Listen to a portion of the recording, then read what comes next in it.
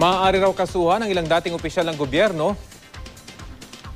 Kabilang na si mismong dating Pangulong Gloria Arroyo dahil sa maanumalyang bridges program na ipinatupad sa kanyang administrasyon noon kay Senador Sergio Osmeña. Mula sa Senado, may ulat on the spot si Jam Sisante.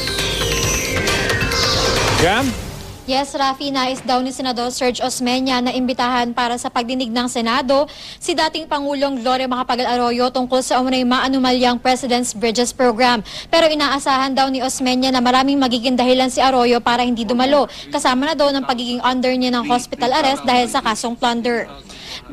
Sa pagtatapos ng ikalawang pagdinig ng Senado tungkol sa President's Bridges Program, sinabi ni Osmeña na kumbinsido siyang naging disadvantageous sa gobyerno ang pagpapagawa ng 14 na tulay na hindi sumailalim sa public bidding.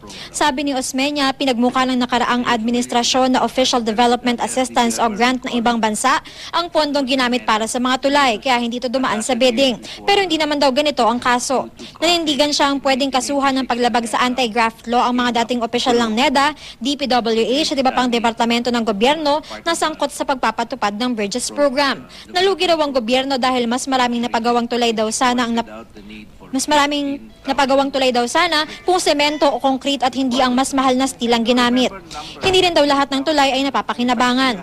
Meron daw tulay sa Aklan na 1/3 lang ang gawa at tumitigil sa gitna ng ilog. Napapakinabangan ito pag araw pero hindi na raw magamit pag ulan at mataas ang tubig. Rafi, magpapatuloy para ang mga pagdinig ng Senado tungkol dito sa issue.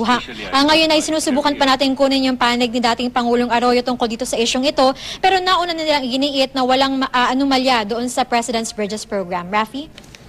Maraming salamat, Jam Sisante.